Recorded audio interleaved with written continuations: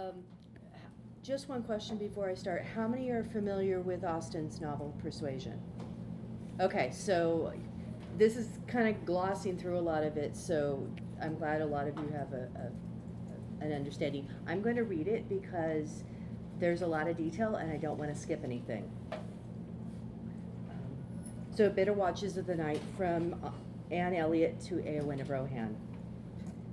In an interview with Tom Shippey, Claire E. White asked, although some critics have alleged that The Lord of the Rings relegates women to the background, I have always seen Tolkien as being rather advanced for his time in his depiction of women. Éowyn, the Lady of Rohan, who sneaks off to be a warrior, certainly is no shrinking violet. What is your opinion on this subject? How did Professor Tolkien feel about Éowyn? Shippey replies, I can only point to the scene in the Houses of Healing, where there is a careful and sensitive account of what it must have been like for Éowyn, not only trapped while the men rode off to war, but trapped with Wormtongue, watching her uncle fall under his spell. Philippa Boyens, who co-wrote the screenplays for the movies, agrees with Shippey's assessment. Tolkien wrote brilliantly for women. You can't underestimate his understanding of women. As a father of a daughter, he clearly understood the complexity of girls and their needs. He recognized, for example, that Theoden should have been a father to Éowyn. Tolkien's keen understanding of women's emotional challenges is on par with that of Jane Austen. Imagine my surprise when I realized that the life of Éowyn of Rohan in Lord of the Rings bears a surprising parallelism to Anne Elliot of Austen's Persuasion.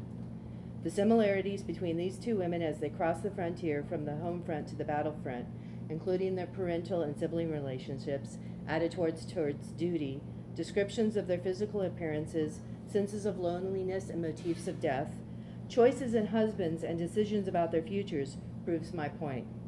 Even though they reside in two very different genres, by the end of their respective novels, these women become independent, resilient, knowing their own minds. In Persuasion, Anne Elliot comes to regret her decision not to marry Frederick Wentworth. Years pass and her life is reduced to a never-ending effort of caring for her family. In Anne's conversation with Captain Harville, she claims that women do not forget as quickly as men do because women remain at home, while men go out into the world to work, and that distraction aids forgetting. Anne explains, yes, we certainly do not forget you so soon as you forget us. It is perhaps our fate rather than our merit. We cannot help ourselves. We live at home, quiet, confined, and our feelings prey upon us. You are forced on exertion. You always have a profession, pursuits, business of some sort or other to take you into the world immediately, and continual occupation and change soon weaken impressions. This observation by Anne about a woman's feelings preying upon her because she is confined at home is echoed in Gandalf's observation about Éowyn at her bedside in the Houses of Healing. My friend, says Gandalf, you had horses and deeds and the free fields, but she, born in the body of a maid, had a spirit and courage at least the match of yours. Yet she was doomed to wait upon an old man whom she loved as a father, and watch him falling into a mean, dishonored dotage. And her part seemed to her more ignoble than that of the staff he leaned on. Think you that Wormtongue had poison only for Theoden's ears? My lord, if your sister's love for you and her will, still bent to her duty, had not restrained her lips, you might have heard even such things as these escape them. But who knows what she spoke into the darkness alone in the bitter watches of the night, when all her life seemed shrinking and the walls of her bower closing in about her, a hutch to trammel a wild thing in. What is striking about these two passages are the four parallels. See how the men have active lives, the use of fate and doomed, the emphasis on the preying feelings, and more specifically how home is described as confined or shrinking, the walls are closing in. This comparison shows that the experiences of Anne and Éowyn are very much alike. Both women have problematic paternal and sibling relationships. Anne's mother died when she was 14, and her father, Sir William, is a vain man. He would have given up anything for his eldest daughter, Elizabeth, who is very handsome and very like himself. But his other daughters he considers of very inferior value. To her father and Elizabeth, Anne is nobody. Her word had no weight. Her convenience was always to give way. She was only Anne. Even at the end of the novel, Sir Walter still has no affection for Anne. This attitude is echoed by Elizabeth, who states, "She is nothing to me." As C.S. Lewis observes, she is denied the consciousness of mattering. Anne was continually overlooked and never consulted by her family from anything, from how to economize on their spending to which house to rent in Bath. A Mrs. Clay goes to Bath as a companion for Elizabeth, while Anne is sent to cheer up her younger sister Mary, who often considers herself ill. For, as Anne explains, no one will want her in Bath. The people who value Anne are Lady Russell, who considers her a dear and most highly valued goddaughter, her sister Mary's in-laws, the Musgroves, who have claimed her as part of the family, and her infirm school friend, Mrs. Smith. Éowyn has lost not one, but both of her parents. She and her brother Éomer are raised by their uncle King Theoden. Despite being a shield maiden, she stays at home to take care of her uncle during his illness. Theoden does not have Sir Walter's vanity, but once healed, he immediately states his intention of riding into battle against Isengard. Though Theoden names Éomer his heir, he looks for another man to stay behind to rule the people. It is Hama the Doorward who reminds him that Éomer is not the last of the house of Éomer. His sister Éowyn is fearless and high-hearted, all love her. Theoden agrees, and she is proclaimed the leader of the Eorlingas in his absence.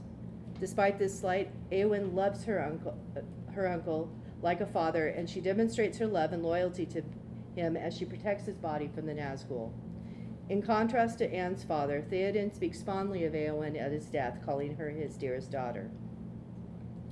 Éomer also clearly loves his sister, but like Theoden, his behavior establishes a pattern of neglect. He knows that Grima Wormtongue desires his sister, and he admits that she had confided her care and dread and growing fear concerning the king's bewitchment to him, but he does nothing about it. His claim that he would have slain Grima is empty. It is Gandalf who saves her. Éomer, seeing his fallen sister on the battlefield, assumes she is dead. He does not even get off his horse to check. Instead, he returns to the battle crying death. In the Houses of Healing, Aragorn asks for Éomer's opinion about what is wrong with his sister, but he does not know. He is silent too when confronted by Gandalf. Despite his love for his sister, it is clear that he has taken her for granted. He is neither observant nor protective of her. Just like with Anne, it is not the people closest to Éowyn who see her value. It is Gandalf who sees her service, suffering, and bravery, Hama who trusts her to lead the people, and Faramir who sees beyond her sorrow to the high and valiant lady that she is.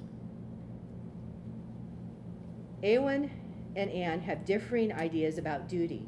Anne prizes it highly, while Éowyn feels trapped by it. Anne equates duty with usefulness, and this brings her gladness.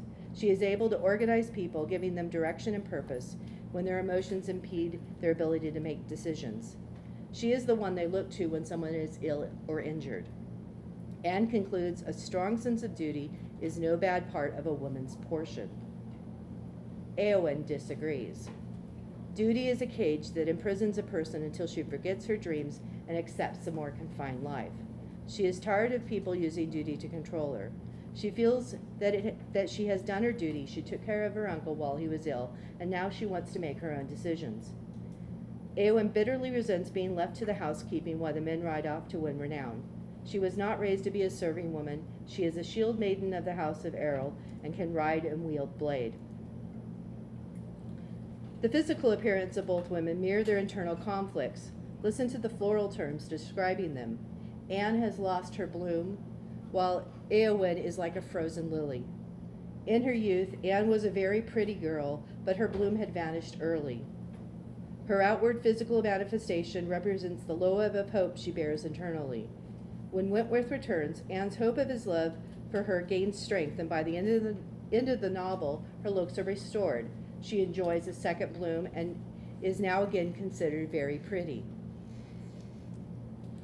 When Aragorn first sees Éowyn in the Golden Hall, she is described as fair of face, slender and tall, strong and stern as steel, but fair and cold.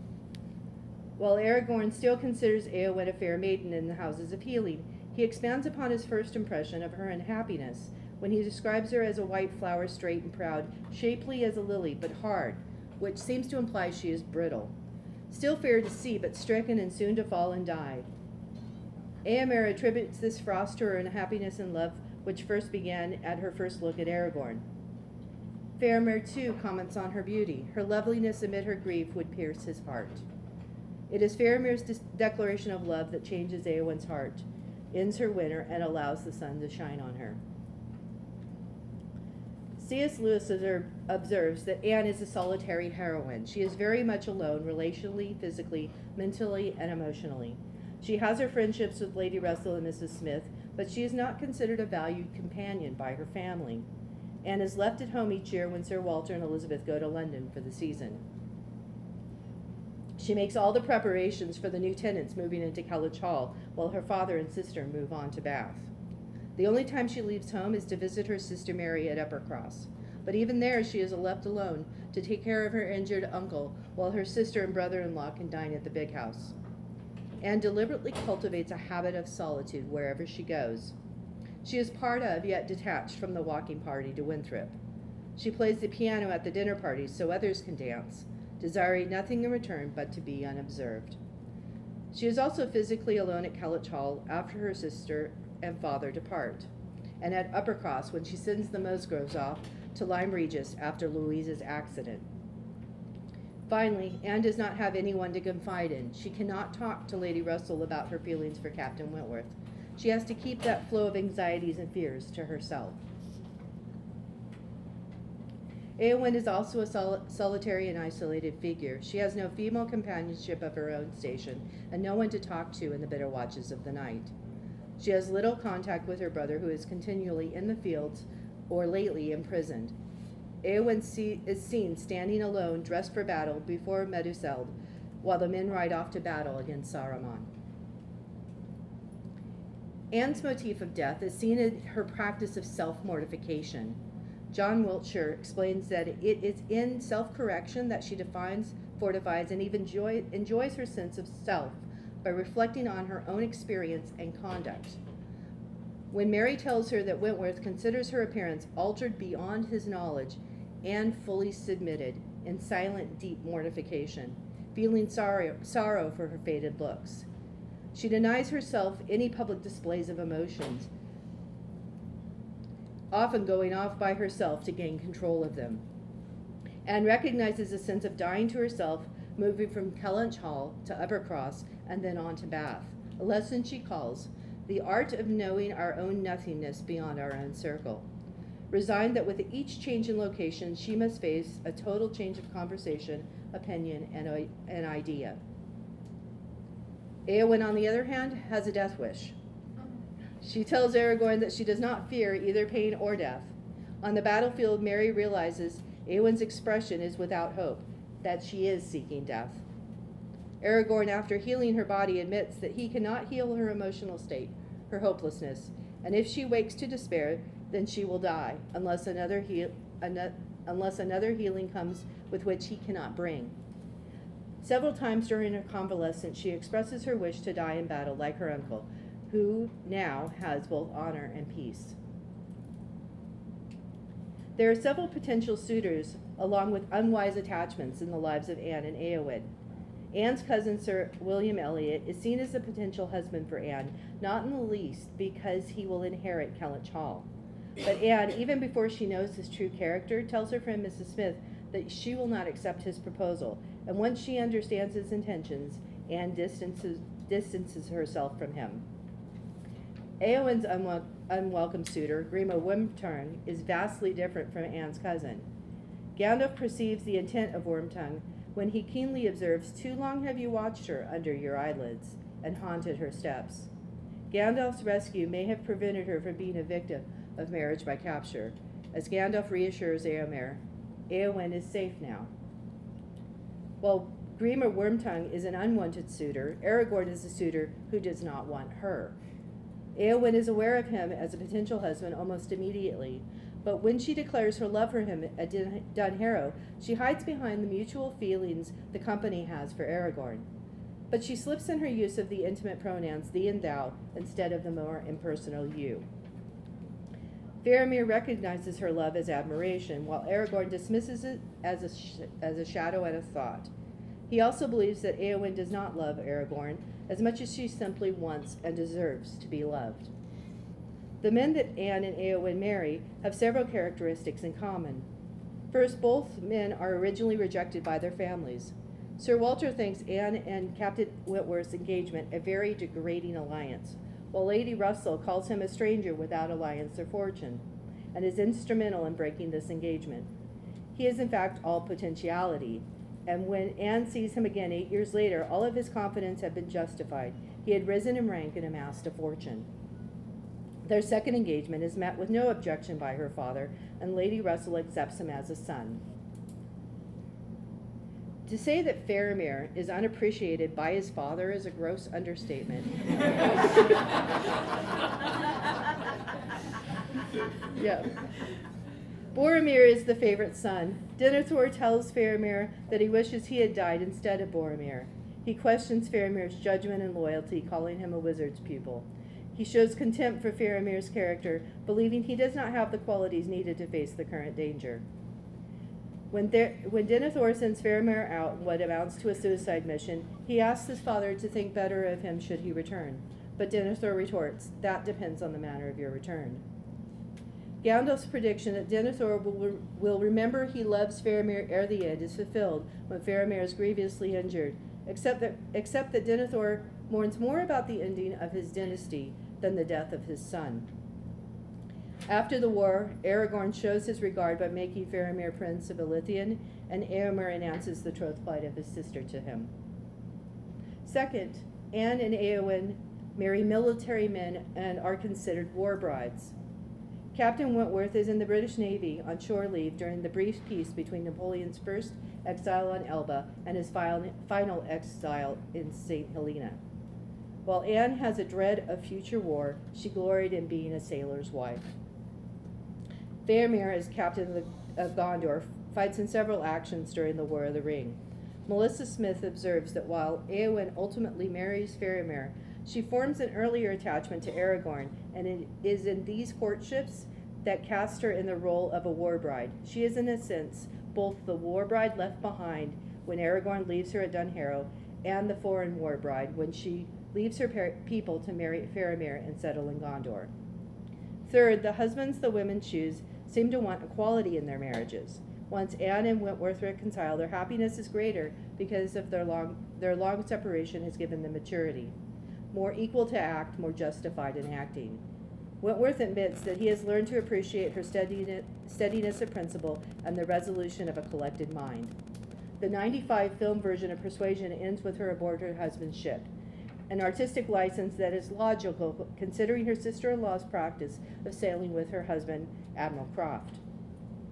Anne and Wentworth have the advantage of maturity of mind, consciousness of right, and one independent fortune between them. Faramir continually places Éowyn and himself as equals in the houses of healing. Additionally, they both require direct, simple speech from each other. He asks her several times if she loves him before finally declaring his love for her. Not only does Faramir clearly see Éowyn, but he also requests that she see him. Faramir sees Éowyn not as an icy fair maiden, an overlooked sister, or a brave but oppressed maid, but as an equal worthy of giving and receiving love and of determining her own path. Hatcher concludes with Faramir, Éowyn will enjoy an equal partnership throughout life, and because Éowyn takes an active role in that relationship, they can be seen as more of a modern ideal for marriage, the uniting of equal life partners. And Elliot and Éowyn of Rohan choose to change the trajectory of their lives. Anne leaves her position as the family's caregiver and is at her husband's side, presumably on his ship, while Éowyn renounces all that she once claimed to desire and declares a new purpose, as one who does not take life, but preserves it. This comparison of the parallel lives of Anne Elliot of Persuasion and Éowyn of The Lord of the Rings demonstrates that J.R.R. Tolkien can write as compelling a female character in high fantasy as any in women's literature. This boundary crossing is seen in their remarkably similar emotional responses to being homebound, their broken relationships with their families, and their opinions about duty, and how their physical appearances reflect their loneliness and in the motifs of death. It is also seen in their responses to welcome and unwelcome suitors, especially in their choice of husbands, and how they become independent and resilient women who know their own minds and make their own decisions about their futures. Thank you.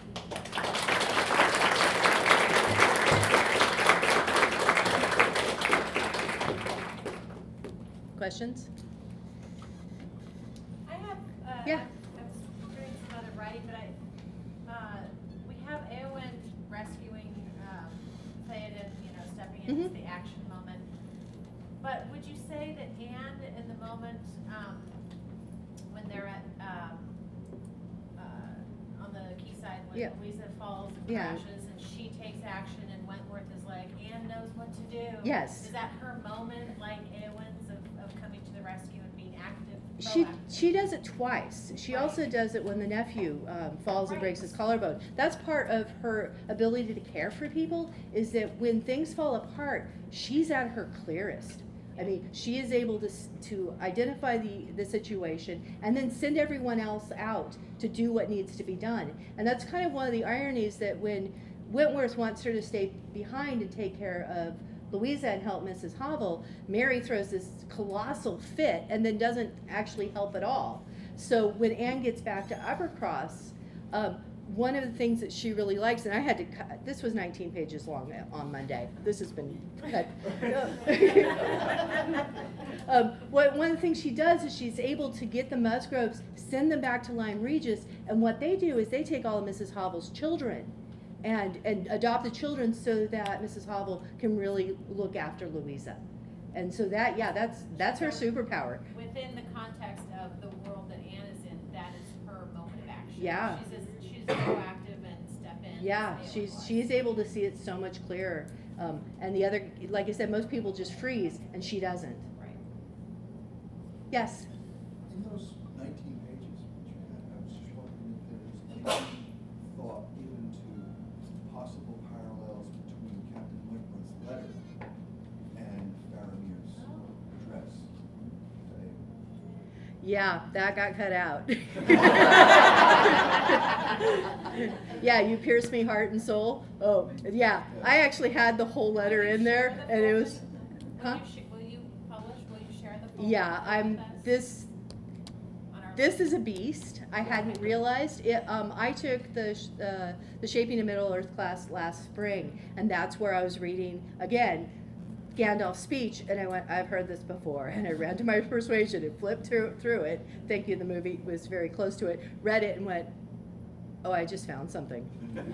I found something, and I'm a librarian. I have done extensive look. There is very little. The letters mention Jane Austen twice. His daughter and his sister, or his daughter and his wife went to a play of Emma, and he mentions it in one of the letters to his sons. And then Skull and Hammond mentioned the fact that he vacationed in Lyme Regis, but I mean, there's nothing else out there that I know of. But yeah, I love that comparison. These really strong men that these women marry. Yes. I was just going to say, you've assiduously avoided talking about direct influence here, but it sounds very promising. The quote about Austen, the other quote you've not mentioned in the letters. I'm surprised that tasting and disliking the very opposite. This is a letter, I think, to Christopher. You should also dislike the manners of life 150 years ago, as depicted by Jane Austen. And Tolkien goes on to say how valuable that civilized life was. Cloaking, or indeed holding in check, the everlasting cat, wolf and dog that lurk at no great depth under our social skin. But it also leaves me wondering if the Anne Elliot character and Éowyn belong in some larger kind of tradition of women who go to war for various reasons. So, are you familiar with the Roots of the Mountains? No. So, this is William Morris. Okay. It's a romance by William Morris that Tolkien stated he loved and had an influence on Lord of the Rings. And there is a character in there who is called the Bride. Uh-huh. She is set up for marriage to the great hero decides to reject her, and she goes off to war instead. And there's a scene there where she appears. There came a stir in the throng, and it opened, and a warrior came forth from the innermost of the ring of men, arrayed in goodly glittering war gear, beardless, smooth-cheeked, exceeding fair of face was the warrior, but pale, and somewhat haggard-eyed. And so he goes Yeah, on, okay. and it's so obviously Éowyn. Yeah. Tolkien steals this, but improves on it, Yeah. and enriches it in various other ways. And it may be that, you know, I think pretty clearly he knew Jane Austen's work. Yeah. Well, You I'm not know, sure how he could sort of- escape it as an Englishman. You're right. And he was much more widely read Yeah. than people give credit for in literature. He had a soft spot for Lyme Regis because of his Mhm. personal connection. He holidayed there many times. Yeah. And Persuasion was set there. Mhm. If you read a book that's set somewhere you know, it gives it an extra dimension. And then just one last point is that there was a woman who wrote a memoir about her time posing as a soldier in the Battle of the Somme. So she Ooh, managed okay. to get to the front line nearly Yeah. by pretending she was a man and infiltrating a British battalion. Her book was published in 1917 or 18. Okay. I don't know if Tolkien knew it. He might well have heard of it. I don't know. The really interesting thing is she died in a psychiatric hospital in 1964. And I suspect that, you know, she was that kind of character, that kind Yeah. of trapped character that Éowyn was, but never actually managed to escape get it. from it. What I found interesting, and part of this started as a different paper.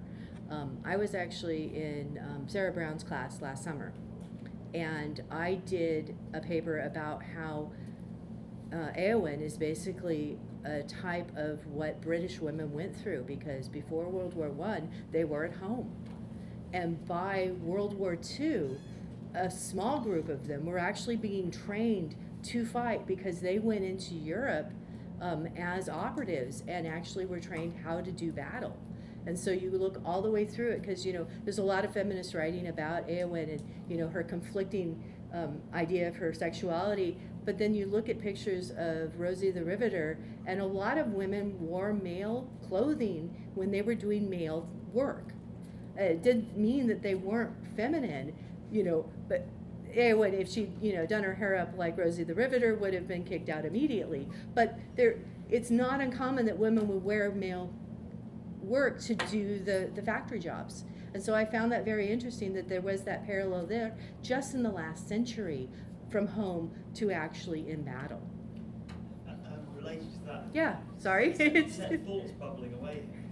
So someone has said, and I don't know whether it's been published or just mentioned to me, so I hope I'm not spilling any important beans here, but they pointed out that in The Hobbit there are no women, and this was Yeah. a story written for the Tolkien boys. Yeah, but Lord of the Rings, partly written with Priscilla in mind, who was now a girl old enough to follow it. Includes this fabulous woman character. yeah, so strong. Like her father, Priscilla was stuck at home while two of her brothers were involved in military training and in Michael's case, action. So, you know, that all conspires to make it seem likely that Tolkien would want to create a character that reflected exactly what you're saying. Which is, and she's so Development strong, yeah. potential.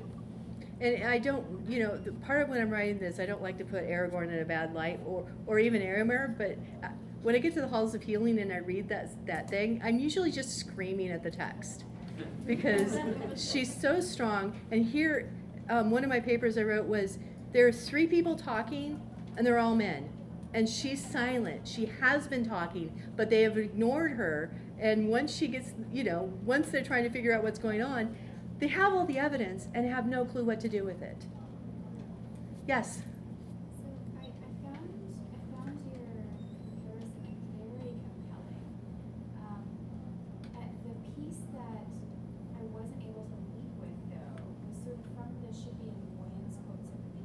Uh-huh. the conclusion that because of the character of Éowyn, we could potentially put Tolkien on a level with someone like Austen, for like as a writer, for how perceptive he is about women's lived experiences. And I'm wondering, well, before I'd be ready to leap to that, I would want to have the the Smurfette principle kind of attended to here, which is the concept of like, if you have created a world in which there is this wide array of male characters to choose from, Aragorn, Éomer, Faramir, Bilbo, Frodo, Yeah. Gandalf, Radagast, you can go on and on and on and on and on.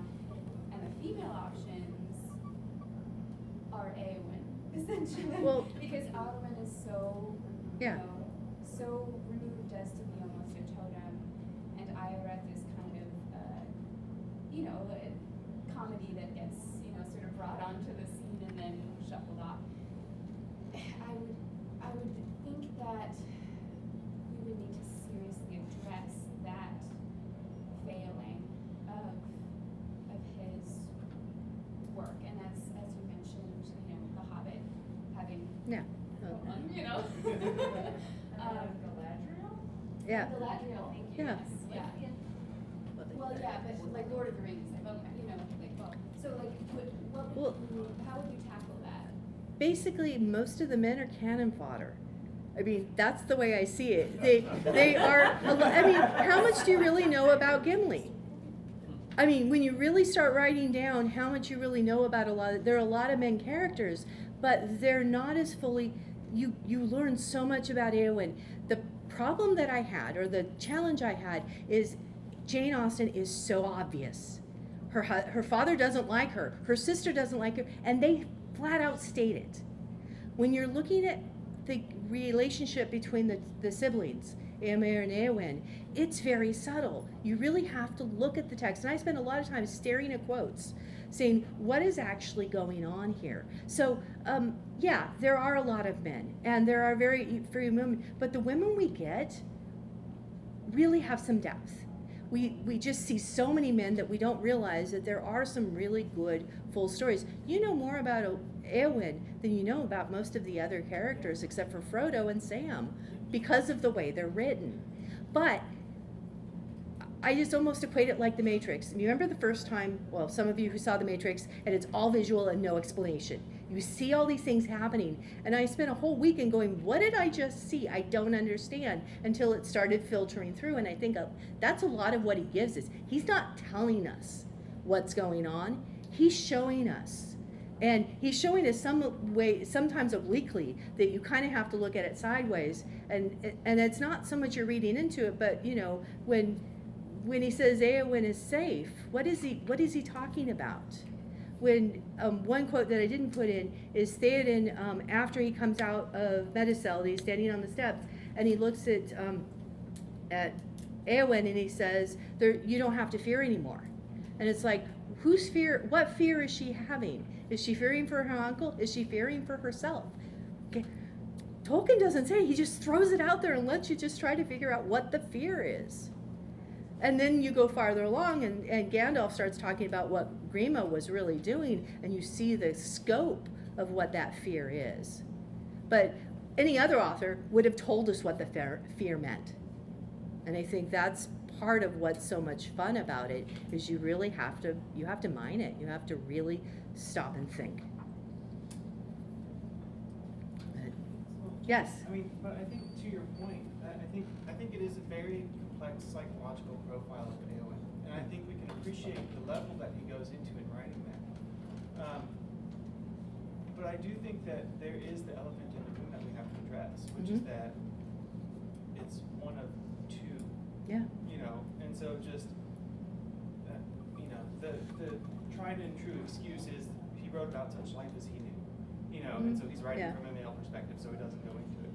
But I think a modern audience is going to go, but come on, you could have written more women in your book. And I'm not saying that we have to burn our Tolkien books or anything. Yeah. But I'm just saying, that's the elephant that I think that we do have to address at some point. it as well, Yeah. along How the same finally- lines. yes. Yeah. Although there are few, comparatively few women in Tolkien's work, they're central. They're central to the plot, they're central to, especially when you go back to the Silmarillion, when you think about Galadriel, how he keeps Melian. making her more and more important. Mhm. Like, I've written many, many papers on this, and I disagree with people who talk about how, you know, Tolkien necessarily, now I'm not gonna say Tolkien's a feminist, he's totally not a feminist, but when people say that there aren't a lot of looks at feminine issues and things like that in Tolkien's work, obviously it's not what a modern person would consider a Yeah. feminist writing or, you know, actual representation, but I don't agree. Well, quantity is no measure of quality. You know. Yeah, in the back. And Oh, and then putting Jasmine. sex aside, I think Yeah. that if we look at stereotypical gender qualities, that the most well-rounded people in the book have a good balance of female. I'm not going to say female and male characters, Yeah. but you know, they're the men who can heal and sing and be good warriors. They're the complete characters. So I think he does a really good job of making the heroes of the book have the best that humanity has to offer, male and female. Yeah. Okay. Just say is that there's not just Éowyn if we go back to the Silmarillion. Anyone Mhm. remember Halath? Yeah, That's how she led people in Bethel and defended them against the orcs for like such a long time. Yeah. We are at noon, but Huh? feel free to stick around. Up in front, and then I'll get right here. I was just gonna say, when I Yeah. first read the Lord of the Rings decades and decades ago, I identified first with Mary and then with Sam, and now I realize I identify with the hobbits. And I've come to think that in some respects, the hobbits are almost the feminine of the world. And I was thinking, there in the famous letter to Milton Waldman, when he talks about how he wants to publish the Silmarillion, and he talks about Luthien and how compares, she's an example of the small hands, the seemingly weak, who do great things, like the hobbits. So he's creating that parallel of the small, weak, and as the hobbits, they're family oriented, they cook, they, you know, they are essentially almost a representative of the feminine in the wider world. That's how I, which may be why I do. Yes. Just Yeah. one last point, which this is addressed to you.